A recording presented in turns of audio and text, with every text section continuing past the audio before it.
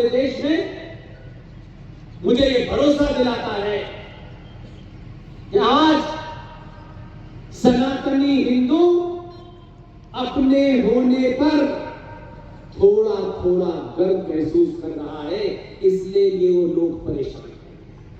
वो कभी नहीं चाहते थे कि आप अपना इतिहास जानें, सत्ताओं में बैठे हुए लोग भी नहीं चाहते हैं।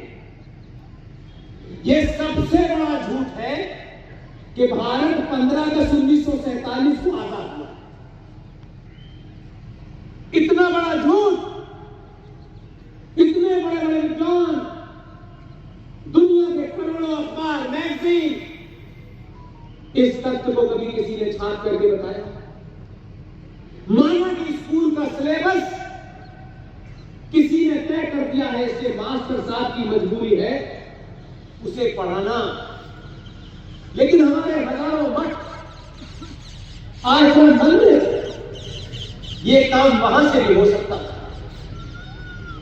और आज इस संचार क्रांति ने कोई बात किसी से छुपी नहीं है। अगर मैं इस मन से एक भी शब्द झूठ मेरे मुंह से निकल जाएगा, तो जब तक मैं मन से नीचे उतरूंगा, इतनी देर में हजारों लोग वेरीफाई कर लेंगे कि मैंने क्या बोला। इसीलिए मैं ताली नहीं बजवाना चाहता। मेरी कोई ख्वाहिश नहीं है कि मेरी हर बात पे ताली बजाएं। मेरी ख्वाहिश है कि मेरी बातों को, मेरे तथ्यों को कसौटी पे कसिए, 10-10 बार उसे वेरीफाई कीजिए, और जब वो सत्य पता चल जाए तो उस सच के लिए किसी से भी टकराए। ये जो पुलिस खड़ी हुई है, ये कोई विदेश से आई है क्या? इसी वर्दी में किसी का भाई है, किसी की बहन है, किसी की बेटी है, किसी का पिता है, क्योंकि ये पुलिस एक नियम से बंधी है। वो नियम अच्छा है बुरा है इसकी बहस नहीं है, लेकिन जब तक ये उस नियम से बंधी है तब तक उसे वही काम करना है। इन विचारों को, पुलिस वालों को तो ये भी नहीं पता है कि आज 2023 के भारत में भारतीय पुलिस आज भी 1861 के कानून से गवर्न हो रही है। ये पुलिस 1860 के एविडेंस एक्ट से गवर्नर हो रही है, जिसको अंग्रेजों ने अपनी सत्ता चलाने के लिए बनाया। हमने 70 साल में देश को लूटा, जाति और जाति के अंदर जाति से बांटा, अपने स्वार्थों के लिए समाज में टुकड़े किए और सत्ता की। क्योंकि हमारे मूल में हमें मिली सत्ता थी कि अंग्रेजों ने भी हमारे बीच में पहले हमें बांटा, फिर सत्ता प्राप्त की। इस जाके पढ़िएगा, ये कोई भारत की किताब नहीं बताएगी। ये ग्रेट ब्रिटेन की लाइब्रेरी और भारत के अंदर 3 मूर्ति भवन जहां फूल वाले चचा रहते थे, वो आज बहुत सालों के बाद कुछ हम जैसे लोगों के ताकत में आई है। तब पता चलता है कि बताया गया कि चचा ने शपथ 15 अगस्त 1947 को ली थी। यह आधा सच है, पूरा सच नहीं है। हम दुनिया में एकमात्र ऐसे देश हैं जिसको अपने ही लोगों ने 70 साल के अंदर इतना झूठ मिलाया है कि हम यही भूल गए कि हम हैं कौन। कोई बाहर वाला दोषी नहीं है। 1940 की 6 ऐसी घटनाएं हैं कि अगर वो आपको समझ आ जाए, उन्हें वेरीफाई कीजिएगा जाकर के। युवा बेटे बेटी, आपके पास एक हथियार है जिसे गूगल कहते हैं, उसमें जाकर वेरीफाई कीजिए और तब आपको लगेगा कि भाई हम आधी चीजें जीवन में झूठ बोल रहे थे, हमारे माता पिता झूठ के साथ चले भी गए। जनवरी 1946 भारत में 15 प्रांतीय असेंबलियों का चुनाव हुआ। उस चुनाव में कांग्रेस पार्टी, ये वाली नहीं, वो वाली, और मुस्लिम लीग के बीच मुकाबला। कुल 15 प्रांतीय असेंबलियों की कुल संख्या 1585 सीटें थी। 1585 सीटों में से 492 सीटें मुसलमानों के लिए रिजर्व थी। चुनाव हुआ, 492 जो मुसलमानों के लिए रिजर्व सीटें थी, उसमें 429 सीटें मुस्लिम लीग ने जीती और कांग्रेस पार्टी को बहुमत मिल गया। जैसे ही कांग्रेस पार्टी को बहुमत मिला,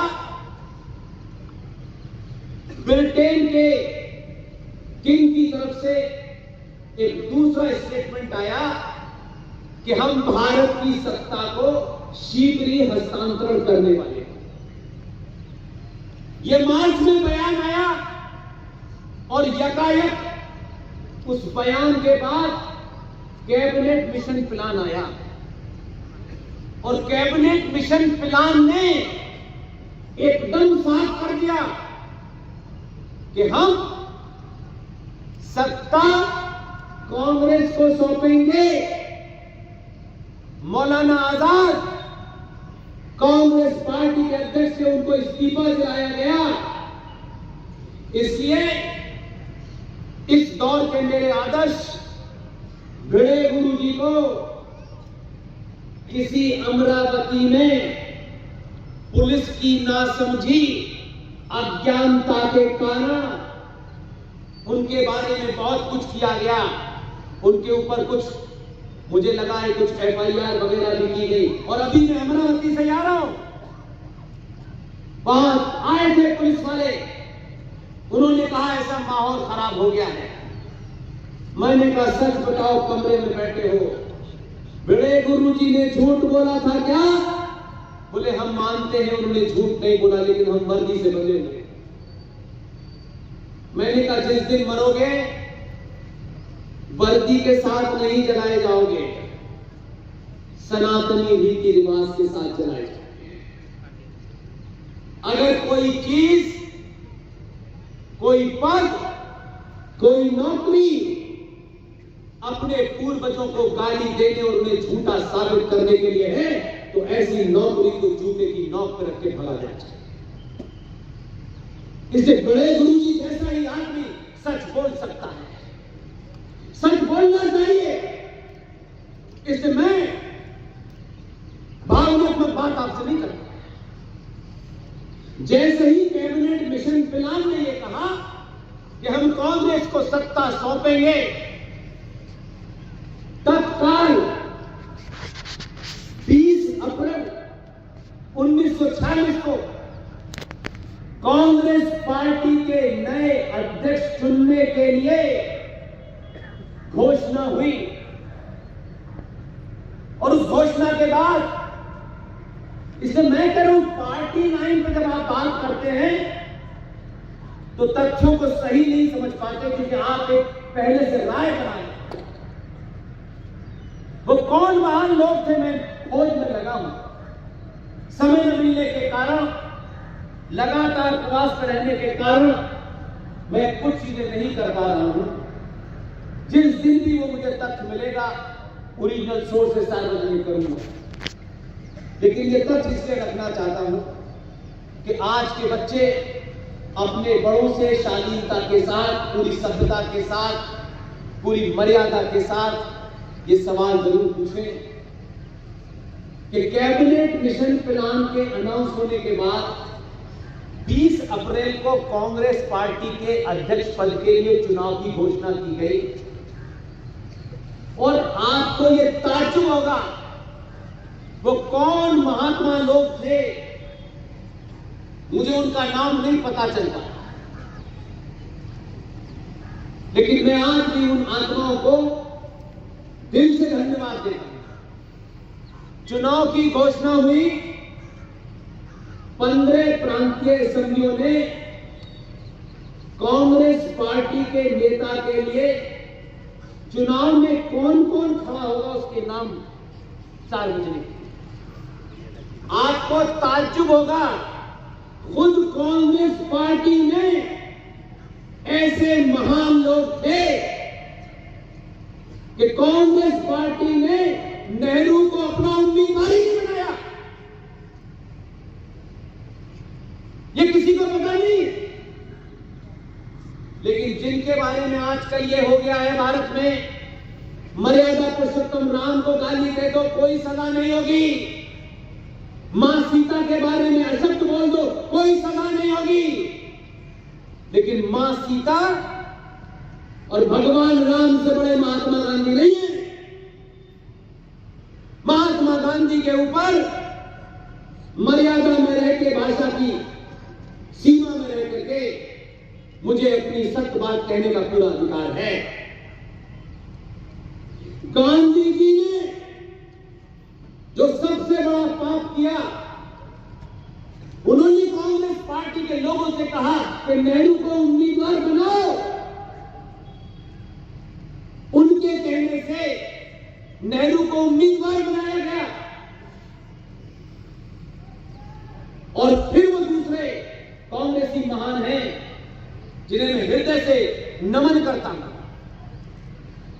ताज्जुब है उस पूरी इलेक्शन प्रोसेस को, उन वोटों की गिनती के लिए गांधी जी के सबसे निष्ठावान, सबसे बड़े करीबी, भरोसे के आदमी को उस पूरी प्रक्रिया का मुखिया बनाया।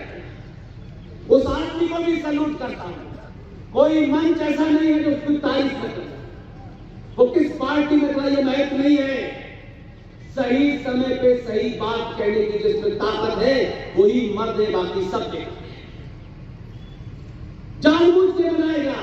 वो ये समझते थे कि जो चाटुकार का आप कर रहे हैं वो ये आदमी करेगा नहीं। उसने आपके सम्मान में शब्द नहीं कहे, लेकिन अपने हाथ से किताब लेके गया और जो बेईमानी महात्मा गांधी की आंखों के नीचे हुई उसको सार्वजनिक कर दिया। 15 प्रांतीय असेंबलियों ने वोट दे करके डिब्बों में बंद करके दिल्ली भेजे। उसमें सरदार पटेल भी उम्मीदवार थे, उनको पट्टाभी सीतारमन भी उम्मीदवार थे, लेकिन वो कितने महान लोग थे 15 प्रांतीय असेंबलियों के लोग। जब डिब्बा खुला तो एक वोट पट्टाभी सीतारमन को मिला, एक वोट कृपलानी को मिला और एक वोट इनवैलिड हुआ और 12 वोट सरदार पटेल को मिले। नेहरू को एक वोट ही नहीं मिला। जो 2023 में कह रहे लोकतंत्र की हत्या हो रही है, आपने तो लोकतंत्र के पैदा होने पे ही भूल हत्या कर दी थी। आप बड़े झूठ, आप बड़े कातिल हैं। लोकतंत्र की हत्या तो उस दिन हुई जब पार्टी ने आपको एक भी वोट नहीं दिया, तो तब भी कांग्रेस पार्टी का अध्यक्ष नेहरू को बनाया और एक साजिश के तहत किया। और सबसे बड़ा दूसरा सच, किस तरीके से आप इस बात का अंदाजा लगाएं कि अप्रैल में जब ये हो गया तो जिस मुस्लिम लीग ने 1940 में लाहौर में 23 मार्च 1940 में यह प्रस्ताव पारित किया था कि हमें पाकिस्तान चाहिए, उस मुस्लिम लीग को 1940 के चुनाव के रिजल्ट और कांग्रेस पार्टी के अध्यक्ष में सरदार पटेल को मिलने वाले 12 वोटों से यह एहसास हो गया कि भारत पाकिस्तान बनाने के में नहीं है। तब उन मुसलमानों ने मुस्लिम लीग का सबसे बड़ा लीडर, उसकी देखरेख में बंगाल के अंदर 14 अगस्त 1946 को, आज के बच्चे बेटियां गूगल पे जाएं, डेट डालें 14 अगस्त 1946 को, जब उनकी समझ में आ गया कि वोट से पाकिस्तान नहीं मिलेगा, तो बंगाल में मुस्लिम लीग का सबसे बड़ा लीडर, शेख मुजीबुर रहमान का सबसे करीबी दोस्त हुसैन शहीद सोहरावर्दी ने एक आह्वान किया मुसलमानों से, जिसे इतिहास में डायरेक्ट एक्शन के नाम से जाना जाता है। और बंगाल की सड़कों पर 11 से 12 हजार सनातनी मां बहन बेटियों की लाशें चौराहे पे कुत्ते खा रहे थे। वो समझ गए थे कि अब हम लोग पाकिस्तान ऐसे नहीं। तो अगस्त में ये हुआ, लेकिन जल्दी थी।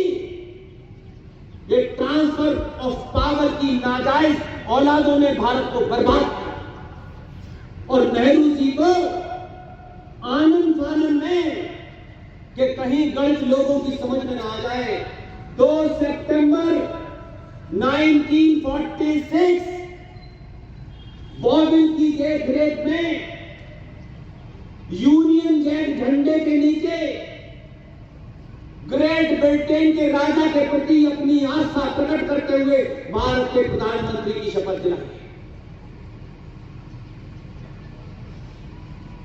ताज्जुब है कि सवाल नहीं पूछो और पूछने लगो तो लोग कहते हैं कि हम भड़का रहे हैं। हमको किसी से डर नहीं है, हम भड़काते भड़काते मर जाने में ज्यादा चांस समझते हैं। कुछ नहीं होने वाला। ये मर मर के क्यों जीना है भाई? क्यों डरना है? किससे डरे?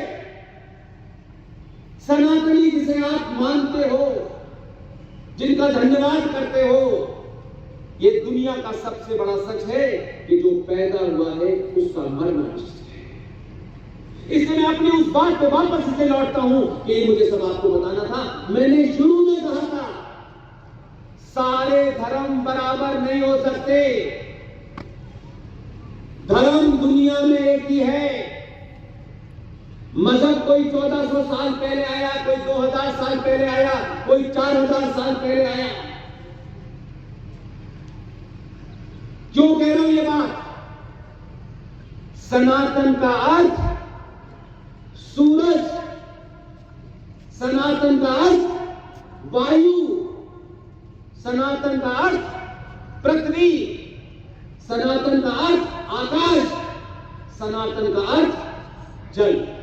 ये 5 तत्वों से सनातन बना है। इससे हमारे संस्कारों ने, हमारे पूर्वजों ने, एक शब्द होता है कि हमें पूजा करनी चाहिए। हम उस भाव से लोगों को जोड़ना चाहते हैं, क्योंकि जैसे बच्चा बहुत छोटा होता है तो आप उससे मां साइंटिफिक बात नहीं करती, उसे लॉजिक रीजन नहीं समझा पाती, क्योंकि वो छोटा होता है। हमारे हजारों हजारों लाखों साल पहले हमारे ऋषि मुनियों को पता था कि हम अगर साइंस में अपने लोगों को समझाएंगे तो नहीं समझ में आएगा, तो उन्होंने आस्था से जोड़ दिया कि सूरज को सुबह सुबह पानी चढ़ा करके उसको प्रणाम करना है। पहला तत्व मनुष्य के जीवन के लिए जो एनर्जी चाहिए, जो हीट चाहिए, वो हमारे उस ऋषि मुनि को पता था, जिसने हजारों साल पहले कहा कि सुबह उठ करके जब सूरज की पहली किरण निकले तो उसको लोटे से पानी चढ़ाना, क्योंकि पानी चढ़ाने में आंखें खुली रहती हैं, और जब आप पानी चढ़ाते हैं तो सूरज की किरणें पानी पे आके लगती हैं और इकट्ठी होकर के आपके माथे पर एक जगह आकर वो पूरी की पूरी पूरे दिन के लिए आपको एनर्जी दे देती है, क्योंकि आपके शरीर को अग्नि चाहिए। फिर उसने ऋषि मुनि ने तो आपकी आस्था को जोड़ दिया कि सूर्य भगवान है, इस पे जल चढ़ाना चाहिए, इसलिए कि आदमी आस्था से ज्यादा सवाल नहीं करता है, साइंस पे कई सवाल करता है। फिर उसी सनातनी से कहा, तुम्हें वायु वायु चाहिए ना मनुष्य को, ऑक्सीजन चाहिए। शब्द ऑक्सीजन बहुत पुराना नहीं है, कल का शब्द है। उस ऋषि मुनि को पता था। आज बड़े बड़े क्लाइमेट चेंज की बात हो रही है, आज एनवायरमेंट की बात हो रही है, बड़ा दुनिया का अरबों खरबों रुपया खर्च हो रहा है। हमारे उस ऋषि मुनि को पता था, उसने आपको हजारों साल पहले बता दिया था कि धरती पर पूरे विश्व में सिर्फ एकमात्र ऐसा पेड़ है, उसकी पूजा करना। उसने फिर उसको पूजा से जोड़ा, क्योंकि आप उतनी उम्र में नहीं आए थे कि वो उसकी आपको साइंटिफिक वैल्यू बताता, और कहा कि दुनिया में आज कितनी भी तरक्की कर ली हो, हमारे उस ऋषि मुनि को पता था कि धरती पे एक ही पेड़ है जो 24 घंटे ऑक्सीजन देता है, जिसे पीपल का पेड़ कहते हैं। इसलिए पूजा करने के लिए नहीं कहा था उसने पूजा के बहाने आपको उसके प्रति एक सेंसिटिविटी क्रिएट करने के लिए कहा था, ताकि इस पेड़ को मरने मत देना, इस पेड़ को हर मौसम में उस पूजा के नाम पे पानी देते रहना, उसको प्रोटेक्ट करना। क्योंकि पीपल आज भी है, पूरी दुनिया में तरक्की हो गई हो, एक ही पेड़ है जो 24 घंटे ऑक्सीजन देता है, इसलिए उसने हमारी आस्थाओं से जोड़ा। जल, ये जल कहां मिलता है? समुद्र में बहुत है। कोई ऐसा नहीं कि सरकार आ गई बदल गई तो कुछ नाम बदल गए। जल ही जीवन है। उस जल को प्रोटेक्ट करने के लिए इस जल को कुछ पागल सुअर गंदा न करें, इसको पवित्र रखना आपकी जिम्मेदारी है, इसको क्लीन रखना आपकी जिम्मेदारी है। तो जहां से जल पीने का मिलता था, उन तमाम नदियों के नाम, कोई कावेरी है, कोई कृष्णा है, कोई गंगा है, कोई जमुना है। कभी सोचा आपने कि ये सारे नाम माओ के ऊपर क्यों हैं? कभी ध्यान गया इस पे? ये इसलिए है कि सनातनी हिंदू सभ्यता में मां पहला और आखिरी सच है। मां को जितना पवित्र रखते हो, उतना ही पवित्र पानी को रखना। जितना मां का आदर करते हो, जितना मां को प्रणाम करते हो, उतना ही इस नदी को भी पवित्र रखना, ताकि पूरी की पूरी जनरेशनों को पीने का पानी मिले। और मां से क्यों जोड़ा है? गंगा मां, कृष्णा मां, इसलिए जोड़ा। यह भी एक ऐसा तत्व है जिसे दुनिया समाप्त हो जाए, ये तत्व नहीं बदला जा सकता। मां से इसलिए जोड़ा कि अगर दुनिया में कोई एक सच है, जब तक मानव सभ्यता रहेगी, तब जब तक जीवन रहेगा, तब तक ये सच नहीं बदल सकता। और सच सिर्फ इतना ही है कि जिस मां ने मुझे 9 महीने पेट में रख करके जन्म दिया है, वो मां ही जानती है कि इसका पिता कौन है। ये पुरुषों को बड़ा घमंड है, पुरुषार्थ बहुत दिखाते हैं मर्द कि हम मर्द हैं, हम फलाना हैं। आज कुछ भी नहीं है। धन्यवाद करना चाहिए उस मां को, पैर छूने चाहिए उस मां के, जिस मां को ये पता है कि जो मेरा बेटा पैदा हुआ है, उसी को सिर्फ पता है पिता कौन। अगर मां गलती से इधर की जगह इधर उंगली निकल कर दे, तो सारी आपकी घमंड निकल जाएगा कि वंश तो पुरुषों से चलता है। हमारे यहां वंश माओं से चलता था। इसलिए अंग्रेजों ने आपकी इसी नस को पकड़ा, क्योंकि उस सभ्यता में शादी नाम का इंस्टीट्यूशन नहीं था। उस दौर में शादी इंस्टीट्यूशन नहीं थी अंग्रेजों के दौर में। इसलिए उनको समझ में आ गया कि मां एक ऐसी सच्चाई है जिसे कोई बदल नहीं सकता। इसलिए मां का सबसे पहला काम उन्होंने क्या किया कि जैसे ही उनका मौका लगा कि ये अपनी रूह से कट कट जाएं, ये उन जड़ों से कट जाएं, तो उन्होंने एक कानून बनाया कि सरकारी नौकरी प्राप्त करने के लिए आपकी उम्र का सर्टिफिकेट, आपकी मां और पिता कौन है इसका सर्टिफिकेट, इसका सर्टिफिकेट एक अंग्रेज देगा। और जब तक आप उससे अटेस्ट नहीं कराएंगे तब तक वो वैलिड नहीं होता। अब मैं पूछना चाहता हूं कि उस अंग्रेज अफसर को कैसे पता चला कि मैं लिख के लाया हूं कि मैं स्वर्गीय बल्देव प्रसाद का बेटा हूं? उनको कैसे पता? ये बात तो सिर्फ मेरी मां के अलावा कोई नहीं जानता। लेकिन आप जो देखते हैं सरकारों में, मैं वो नहीं देखता। मैं वो देखता हूं कि चाहे 100 साल के बाद ही अगर कुछ डॉट बराबर की कुछ बात बढ़ी है तो कम से कम हम ये कहें ये नहीं हुआ, वो क्यों नहीं किया। भाई साहब, अगर जो किया है उससे आने वाली नस्लें सुधर जाएंगी तो वो 100 बड़े कामों की चीज है। मैं किसी सरकार की तारीफ नहीं करता, बहुत मुश्किल होता है। मैं व्यक्ति विशेष की तारीफ तो करता हूं कि ऐसे लोगों को, पुरुषार्थी को पैदा कीजिए। पहला ऑर्डर निकला भारत के अंदर, क्योंकि इससे हमारा कोई इंटरेस्ट नहीं है, इसमें तो कुछ हमें पैसे मिलने नहीं है, इसमें तो कोई फ्री चावल मिलना नहीं है, इसमें तो बिजली का बिल माफ नहीं हो रहा। सनातनी इतने ही सोचता था, लेकिन एक काम हुआ, पहला ऑर्डर शपथ लेने के बाद निकला कि अब से हर बच्चा, हर बेटी अपना डेट ऑफ बर्थ का सर्टिफिकेट अपने आप ही अटेस्ट करेगी, कोई दूसरा अफसर। ये भाव है। और पृथ्वी जो हमें जीने के लिए सब कुछ देती है, हमारी परंपराओं में लोग सुबह उठते थे, जो आपके बुजुर्ग होंगे जरा उनसे पूछिएगा, भिड़े गुरु जी से पूछिएगा, यहां तरुण भारत के एडिटर इन चीफ बैठे हुए हैं, 130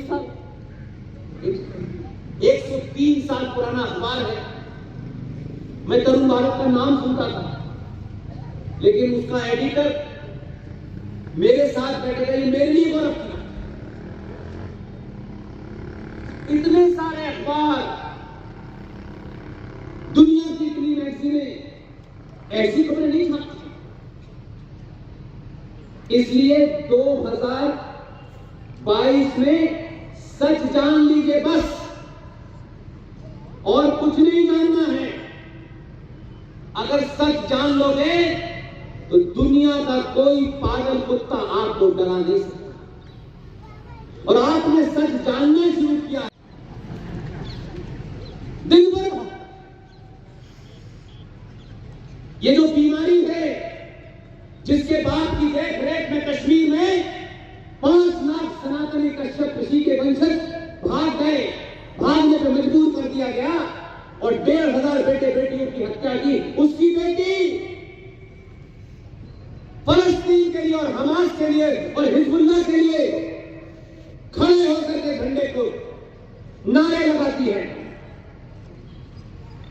कुछ नहीं होता। उनको मालूम है सत्ताओं को कैसे डराया जाता है, और हम सच नहीं बोलना चाहते, किस लालच में नहीं बोलना चाहते। बड़े गुरु जी को कोई खरीद सकता है? कोई सरकार झुका सकती है? इसलिए आप उनके अनुयायी हैं। किसी से मत डरिए। सत्ता बहुत कमजोर होती है और छोटी सी होती है, बस। इसलिए राष्ट्र बड़ा होता है, देश बड़ा नहीं होता। देश को सरकार चलाती है, राष्ट्र को समाज चलाता है। इसलिए भिखारियों की तरीके से सत्ताओं से मांगना बंद कर दीजिए, हमें ये चाहिए, हमें वो चाहिए, हमें इसमें छूट चाहिए। नहीं, भारत राष्ट्र का सौदा संसद में हो गया है, कोई बताता नहीं है मेरे भाई। कोई तो बताओ, मेरा 100 गज का मकान है, मेरा 500 गज का मकान है, मेरा फार्म हाउस है, आप किस पे लड़ रहे हो? सारे चुप हैं, हिम्मत नहीं है बोलने की।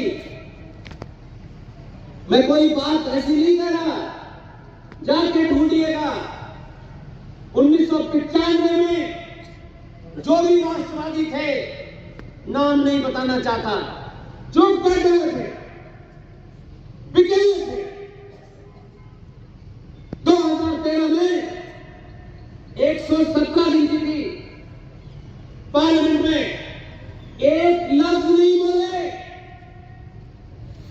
बड़े बड़े भाषण देने से राष्ट्र नहीं बचता, आपको जागरूक करने से राष्ट्र बचता है। कि जमीन का आपको लगता होगा कि मैं कैसी बेतुकी बात कर रहा हूं।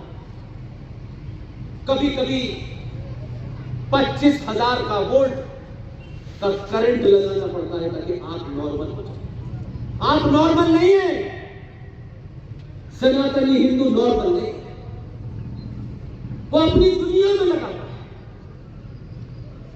2013 में भारत की संसद के अंदर एक कानून पास हुआ, कानून लागू हो गया। सरकारों में हिम्मत नहीं है कि उस पर डिबेट करें। हम 100 गज की जमीन के लिए, हमारा 50 गज का प्लॉट है, हम शर्मा जी से लड़ रहे हैं, शर्मा जी ठाकुर साहब से लड़ रहे हैं, ठाकुर साहब यादव जी से लड़ रहे हैं। आप ऐसे ही लड़के मर जाएंगे। बड़ी लड़ाई लड़िए, बड़ा मुद्दा उठाइए। ये मेरी जाति का है, वो तुम्हारी जाति का है, ये नहीं हो सकता। भारत राष्ट्र की भूमि का जब संसद में सौदा हो रहा था, एक कोई माइक का लाल मुझे बता दीजिए जिसने चिल्ला चिल्ला करके ये बात कही। जब मैं कहता था शुरू में तो लोग मुझे बेवकूफ समझते, कुछ ठेकेदारों को बुरा लगता था कि उनकी 100 साल पुरानी ठेकेदारी पे लोग सवाल उठाते थे कि भाई ये मुद्दा तो आपको उठाना चाहिए था, ये नहीं उठाया। तब मुझे लगा कि ठेकेदार सब दुकान चला रहे हैं। मैं अपने मरने से पहले अपने साथ इस दर्द के साथ नहीं मरना चाहता कि जो मुझे पता था, जो मैं जानता था, किसी के डर से और इस मुद्दे न उठाने की कीमत अगर मुझे कोई दे देगा तो मैं ये नहीं बोलूंगा मैंने कहा मुझे तुम्हारे पास आना है। जानते हैं पूरे देश में एक दिन की खबर बनती है और आप खो जाते हैं। इस देश की भूमि पर संसद ने जो कानून बनाया है उसको सुनकर आपके होश हो जाएंगे और आप सच में किसी पार्टी के गुलाम नहीं हैं, किसी विचारधारा के गुलाम नहीं हैं, किसी संगठन के गुलाम नहीं हैं। तो मैं यकीन मानता हूं कि अगर आज आपको ये सच्चाई पता चले तो मैं आप दावे से कह रहा हूं आपको नींद नहीं आएगी। और जिसको नींद आ जाए समझ लीजिए कि वो मर चुका है, नहीं नींद आएगी। संसद में एक कानून बना जिसमें 95 में अमेंडमेंट हुआ था और 2013 में उसे विस्तरित। अरे कोई तो मर्द होता संसद से निकलकर संसद के बाहर चिल्लाता। इसलिए हैदराबाद वाले को आप गाली कुछ भी दे लीजिए, वो अपने एजेंडे के लिए संसद के बाहर खड़े होकर चिल्लाता है, कोई सुने या न सुने। हमारा एक चेहरा बता दीजिए जिसने आपने कहीं सुना हो कि इस आदमी ने ये बात 2013 में कही थी। ये तो क्रांति का दौर है, इस समय संचार क्रांति चल रही, कोई चीज छुपी नहीं है। एक कानून बना, उस कानून के तहत वक्फ प्रॉपर्टी एक्ट, इस एक्ट को संसद ने शरिया से भी ऊपर कर दिया है। ऐसे मुद्दे मत उठाओ, कोई नहीं बोलेगा क्योंकि उनको डीएनए ढूंढना है, उनको दुकान चलानी है, हमको नहीं चलानी दुकान। वक्फ प्रॉपर्टी एक्ट के तहत वक्फ बोर्ड एक प्राइवेट बॉडी है। ये प्राइवेट बॉडी हर शहर में है, सरकारी नहीं है। उन्होंने दलाल और बिके हुए नेताओं को खरीद करके उनका मुंह बंद कर दिया और उस कानून के तहत वक्फ बोर्ड के 2 लोग, 2 एम्प्लॉय एक प्राइवेट बॉडी के, अगर वो ये कहें कि बेलगावी के जिस चौराहे पे ये सभा हो रही है, ये सभा का जो जगह है ये वक्फ बोर्ड की है, कहीं ऐसा सुना होगा आपने कि नहीं? अगर वो ये कहते कि ये जमीन, ये चौराहा वक्फ बोर्ड का है, ये पुलिस स्टेशन वक्फ बोर्ड पे बना हुआ है, ये पूरा बेलगावी वक्फ बोर्ड पे बना हुआ है, तो कोर्ट की बात छोड़िए, ये संसद ने ताकत दी है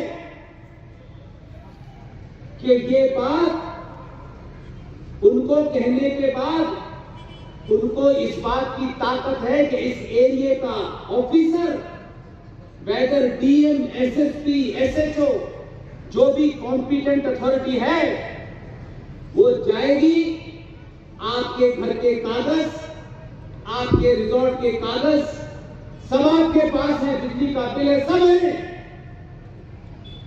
संसद ने कानून पास किया है कि जो ये कह रहा है कि ये चौराहा हमारा है, उनको कोई कागज नहीं देना। और तरुण भारत के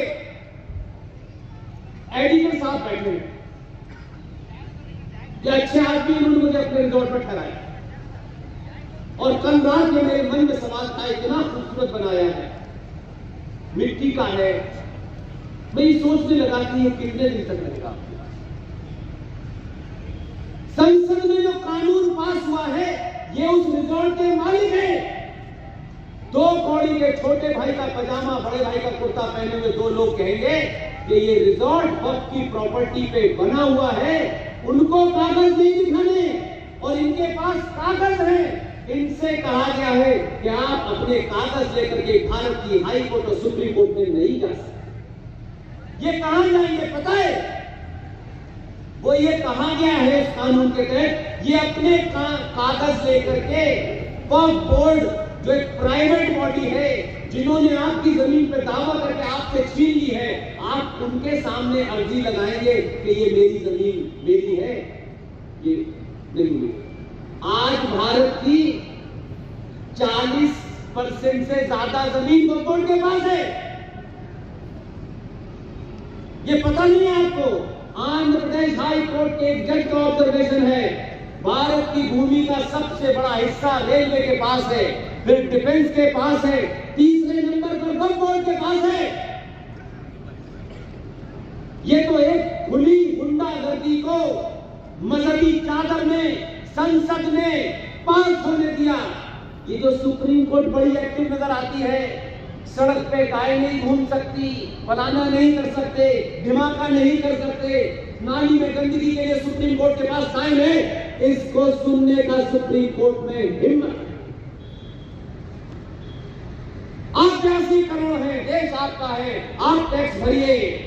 आपके टैक्स से इस देश में योजना चल रही है, सुअर पालने और सुअर को देने के लिए भी सब्सिडी दी जाएगी। आप टैक्स भरिए बस। पूरा राष्ट्रपति भवन, नया संसद, सब वक्फ बोर्ड में है, कोई पूछने वाला नहीं है।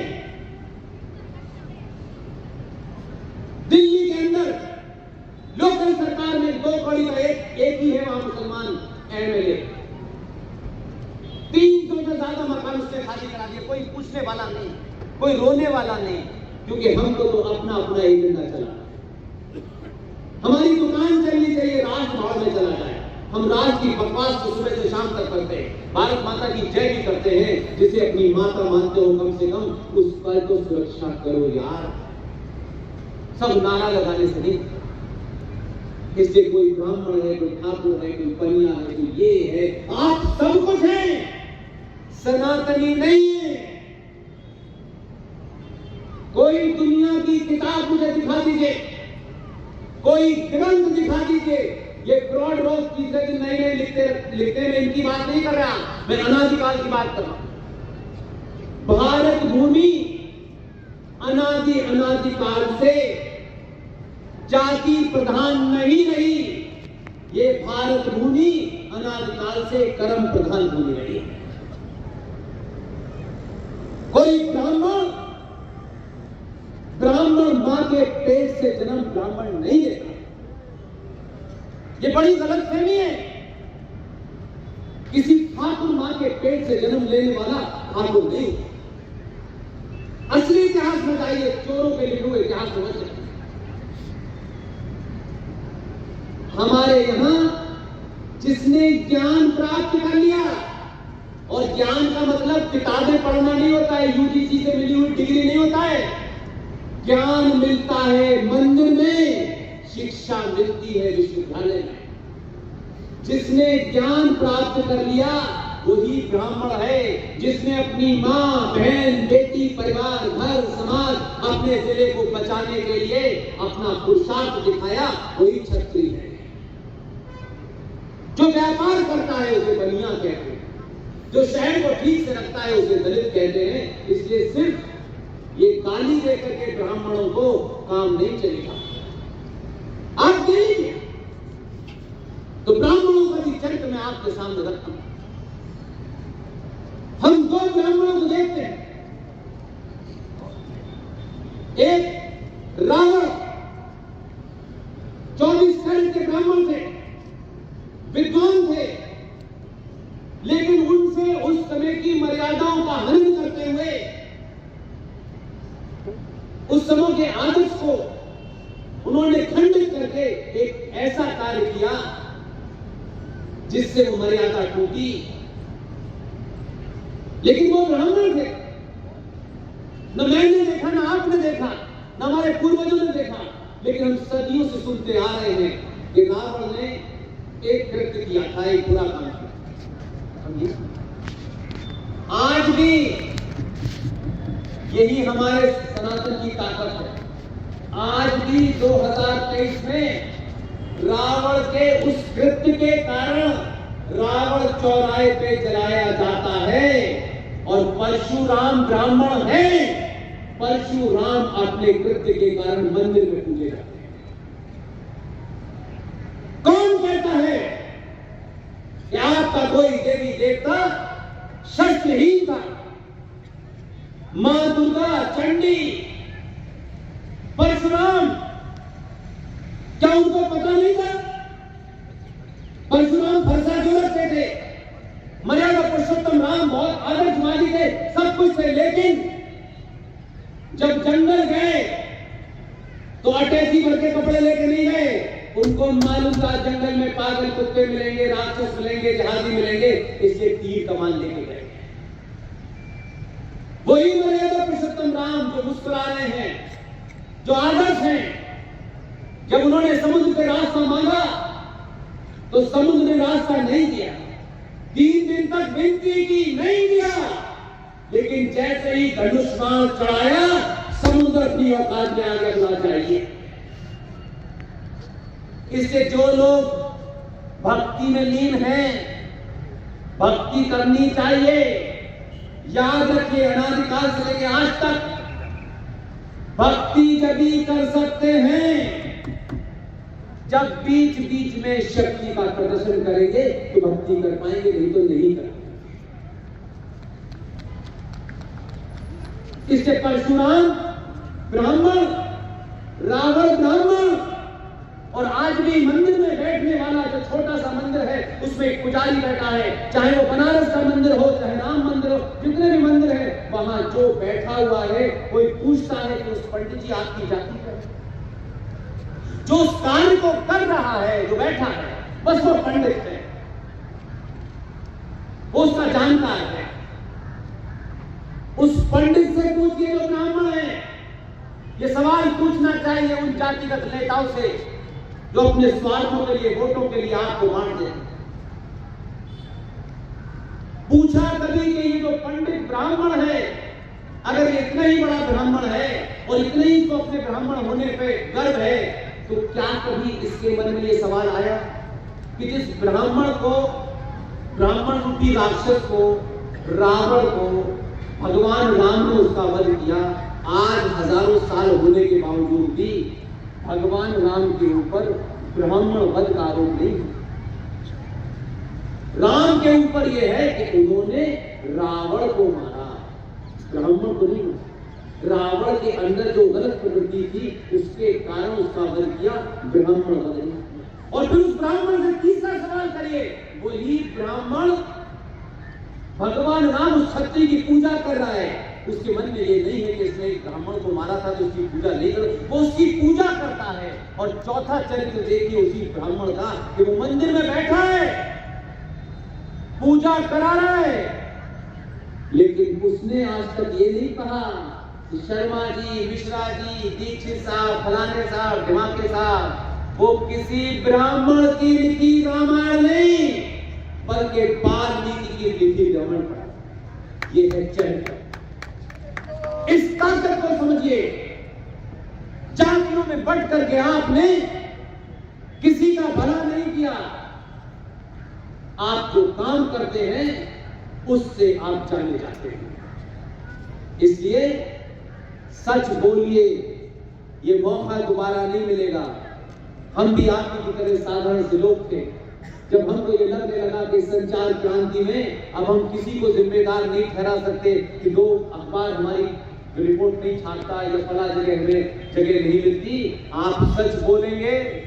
मैं अपने सामने पिछले 10 साल से इस ताकत को देख रहा हूं। सच सुनने के लिए चौराहों पे लोग धूप में बैठते हैं, सच सुनने के लिए रात में 2 बजे तक भी सभाएं होती हैं और लोग जाते नहीं है। लोगों को पता है कि इस सभा के बाद खाना नहीं मिलेगा, इस सभा के बाद प्रसाद नहीं मिलेगा, किसी पार्टी का टिकट नहीं मिलेगा, लेकिन उसके बावजूद भी अगर आप खड़े हैं, यही मेरी जीत है, यही मेरी ताकत।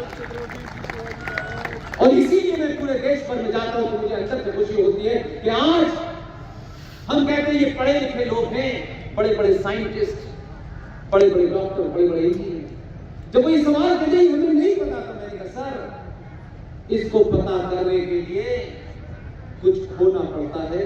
मैं भी 10 साल पहले कुछ खो गया है। मुझे कुछ पाने की कोई इच्छा नहीं है। ये जब आप इतने लोग आते हैं, जब मैं यहाँ आया तो बहुत सारे बुजुर्ग यहाँ मुझे मिले, सब बड़े बड़े ब्यूरोक्रेट थे। मुझे उनसे मिलकर इसलिए खुशी होती है कि कम से कम उम्र के इस मोड़ पर सच सुनने की सनातनियों में आदत पड़ गई है और इस सच के कारण ही दुनिया में बदलाव हो रहा है। इसलिए चिंता मत कीजिए। ये चोटे उठाए गिरे लुटेरे जिनके पास धोने के लिए पानी नहीं था, भारत में आके कहते हैं ये मुगल बिरयानी। आप मुझे बताओ, रेगिस्तान में धोने के लिए पानी नहीं और यहां के लोग कह रहे हैं ये मुगल बिरयानी है। चावल पानी में पैदा होता है, पीने को पानी नहीं, धोने को पानी नहीं, वो कहते हैं ये मुगल बिरयानी है। कमाल है। इसलिए 1960 में मुगल आजम बना करके उन लोगों ने आपके जहनों को धो दिया। अब छत्रपति शिवाजी अगर ऐसी फिल्में बनती है तो अच्छा नहीं लगता, लेकिन मैं आपसे फिर एक विनती करता हूं, टेलीविजन देख करके अपने आइडियल मत बनाइए। ये 2-2 कौड़ी के लिए लोग 5-5, 10-10 करोड़ रुपया लेकर के किसी चीज का विज्ञापन करते हैं और सनातनी हिंदू उसको सच समझने लगता है। आपके अपने लोग हैं, उनसे कुछ भी खरीदेंगे, उनकी ताकत बढ़ेगी। अपनों को पहचानिए। जो अपनी दौड़ में पीछे रह गया है, अपने से कमजोर है, उसका हाथ पकड़ लीजिए बस। कोई दलित नहीं, कोई ब्राह्मण नहीं, कोई ठाकुर नहीं, कोई नहीं। हम सब सनातनी हैं और सनातनी प्रकृति के अंग हैं। इससे 1400 साल पहले एक मजहब पैदा हुआ, 2000 साल पहले पैदा हुआ, 4000 साल पहले एक मजहब पैदा हुआ। जो जो पैदा हुआ है उसका मरना निश्चित है। सनातन की ना कोई किताब है और ना सनातन पैदा हुआ है। प्रकृति का नियम है, जो पैदा ही नहीं हुआ तो उसके मरने का प्रश्न कैसे उठता है। सनातन सत्य है, अनंत है। जब तक ये ब्रह्मांड है तब तक सनातन है। 2-2 कौड़ी के चोटे उठाई गिरे तमिलनाडु में सनातन को गाली देने से सनातन कमजोर नहीं है। ये ऐसे चोर बहुत आएंगे जो अपने स्वार्थों के लिए गाली दे दें, आप इनको गाली देने पे अपना टाइम बर्बाद ना करें, इनकी पीढ़ियां निकल जाएंगी, क्योंकि इनको गाली देने से वोट मिलते हैं, इनको गाली देने वाले जो वोटर हैं। इसलिए कुछ लोग सनातन को समाप्त करना चाहते हैं, कुछ लोग गज़वाए हिंद लाना चाहते हैं। कभी आपने सुना Ghazwa France, Ghazwa Iran, Ghazwa America, Ghazwa Australia सुना? ये गज़वाए हिंद क्या है? ये एक फिलॉसफी है कि भारत की भूमि में कोने कोने तक जब तक इस्लाम नहीं फैल जाता तब तक ये युद्ध जारी रहेगा। उनके भी बड़े मंसूबे हैं। आज उन्हीं के घर में आग लगी हुई है। आज पागल कुत्तों के तरीके से उनको 1 करोड़ की आबादी वाला मार रहा है और आपकी गिनती 82 करोड़ है। 1 करोड़ लोग भी छत्रपति शिवाजी महाराज, और इसलिए कह रहा हूं ऐसे ही नहीं बदला। आपको याद है छत्रपति शिवाजी महाराज ने 1659 में क्या काम किया था? 1659 में एक इस्लामिक जिहादी पागल कुत्ता जो शिवाजी को मारना चाहता था, शिवाजी से मिलने गया उस अफजल खान को, उसके सोचने से पहले शिवाजी ने उसकी हत्या कर दी। लेकिन आपको खुश होना चाहिए, इसलिए खुश होना चाहिए कि जो वो जिससे उन्होंने हत्या की उसको वाघ नख कहते हैं, उस हथियार को वाघ नख कहते हैं। जब अंग्रेज यहां से गए तो उस वाघ नख को अपने साथ ले गए, वहां की आर्काइव में रखा हुआ है। लेकिन आप जब ब्राह्मण ठाकुर बनिया दलित से ऊपर उठे और सत्ताओं पे आपने उनको बिठाया, 2 लोगों की बात कर रहा हूं, बहादुर सुनी चाटुकार, 2 बहादुर को आपने बिठाया कि हम तुम्हारी जाति नहीं पूछ रहे, हम ये जानते हैं कि 2002 में जिस भाषा में तुम्हें जवाब देना था उसी में दिया, तुम ही हमारे ही हो। जब उनको बिठाया, उनको एहसास है उन्हें क्यों बिठाया।